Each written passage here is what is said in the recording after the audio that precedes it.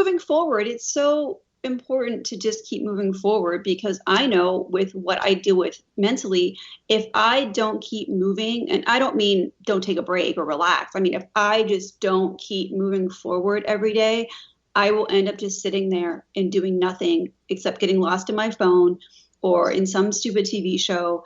I mean, for hours and days on end, not just like a break. And I'll start thinking about all the shit in my life that's not good or that I want to change or that went wrong. And it's not a really good place for me to be mentally. So if I keep moving forward and working towards positive change in my life personally and professionally, I'd probably still be in bed, you know? So, kind of on that note, then, how has 2020 affected your workflow and your motivation, if at all? Has it made you more determined? I mean, I know the situation in Florida has been pretty tough, and then, but you can still move around. It's yeah. From Europe looking across, it's been quite a lot of mixed signals. I mean, I think that I know that 2020 was very good to me. And I know that I'm very fortunate and it hasn't been kind to most people. However, I did not get sick yet. And so that's good. And my parents are healthy. There was a lot of loss for me in 2020, especially there near the end, which wasn't easy to deal with. But, it was weird. I think I just got to such an okay space mentally that when everything started happening like January and then, it just kind of snowballed into what it became and, in March with the lockdown and the cancellations. I mean, what are you going to do? Yeah. What are you going to do? I mean, cry, it's not going to change it. I could sit around and mope and I could piss and moan and I could throw a tantrum and I could, say the universe is out to get me, but it's not. I mean, this is affecting the entire world. And the only thing I have control of is my own world inside my apartment. So I just very practically thought, all right, well, what can I do? Luckily, I was going to be in Europe for most of April. And then when I got back, I was going to move. I mean, I moved anyway, but I was going to move. So anyway, all of April and most of May, I didn't plan on shooting because of all of that. So I worked my ass off at the end, the past few months of 2019 to get a good buildup of content so that I wouldn't be stressed and wouldn't have to shoot. So fortunately, when, the trip was canceled and all my trips were canceled in 2020. And then then people were like, about shooting, which is understandable. And, there's a whole lot of like, we don't know happening.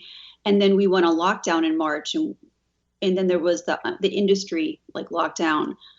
I wasn't really sweating it because I was like, well, as long as people are willing to buy porn, I have the content to sell them. So I was very grateful for that. And also, I have a lot of really great custom customers.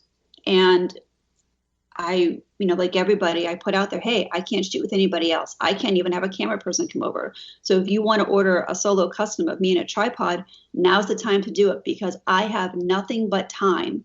Like, I suddenly had nowhere to go. I had no one to see. I had nothing to do. So I did that. I promoted that and I got a lot of really great solo customs. And then I had an OnlyFans that like I did nothing with. And I'm like, well, now's the time, because you just don't know like how things are going to pan out. So, or I didn't know. So I investigated other avenues of income. Like, well, maybe if people aren't buying clips, maybe they'll buy some self-shot things of me. And so I got a little like remote from my phone to take the photos and a little tripod. And I was like, oh, I'll just play dress up all day and I'll do photo sets and, and like the stockings and the lingerie. And I edited them on my phone and put a little watermark on there. And then I haven't updated that OnlyFans like a month because I'm busy now, and that really got me through. And I just was so, not that this would ever happen to me now, I guess, but I just kept going back to like when I first got into the industry in the first few years of just being kind of broke and like struggling. And I was like, I won't go back there. I'll do whatever it takes. And then, this brings me back to having to be financially creative. You have to be financially creative when stuff like this happens, and you have to do things and explore other avenues that you may not have explored otherwise because you're busy with other parts of your business that you actually really want to do. So, that motivated me. And my 2020 was pretty good. I didn't travel, but that's okay. I saved money, I guess. Saved money and made money. Yeah. So right. if you come over next year, or yes, 2022, or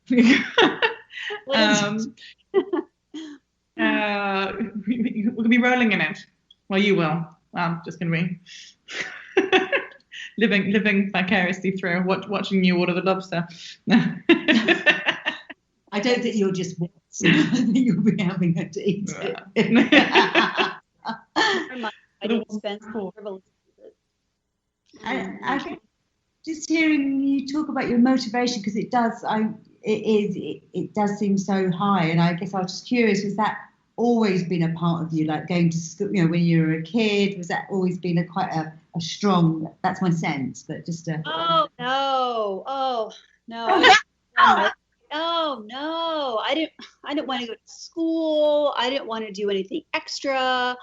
I always kept myself busy. My parents kept, my sister and I busy as kids, but, and even in my day jobs, like when I had vanilla jobs, kind of probably did the bare minimum. But I think it's a whole different ballgame when you're responsible for yourself. And of course, there's a lot of maturing and growing up, on my end that happened, so there's that. But now I'm just really motivated because I think that going from a day job with a paycheck to doing something like this where you're in control, for me, I saw like sky's the limit. Like there's no cap on where I'm going to go in this company because I'm going to go wherever I take myself. So that was very motivating for me. It wasn't like I'm going to do all this work and still make crap money and be here. I'm doing all this work and I can see my income increase and oh my God, I'm like way up here now. It's amazing to talk to somebody with so much motivation, especially through through these past few months. I know personally I find it very hard to be in an office on my own all day and still try and get new ideas and keep moving forward. Make sure that the things don't go stagnant. Because I think that's how you kind of feel yourself, when you're used to traveling and used to moving around. I guess I feel stagnant, and therefore that can find its way into everything that's kind of around. But it's really inspiring to hear. It really is. So really huge thanks for sharing and for inspiring. Being our first guest. And being our first guest of 2021. Dun, dun, dun. But if anyone wants to check out Nyxon, you can do so on Twitter, just at The Real Nyxon. Nyxon is Nyxon. And I don't know if you want to plug your website and your OnlyFans. Sure. You can check out my bondage clips at clipsforsale.com/112346. You can check out my fetish clips at clipsforsale.com/66807. You can check out my femdom clips at clipsforsale.com/81713. Well remembered. Yeah. No, you've been awesome, and thank you so much. And I miss you, and I can't wait to actually be able to see you. I know. See you in your apartment. I'm looking at your apartment in the background, going, "That's not where I stayed." Now with a guest room and a guest bathroom, and it's huge. Amazing. I shall take advantage of that as soon as I can. Please do. Well, thank you so much, and thank you everyone who's tuned in and listened to us today. And again, if you'd like to know more about Pineapple Support, you can do so at pineapplesupport.org. Bye for now. Bye bye.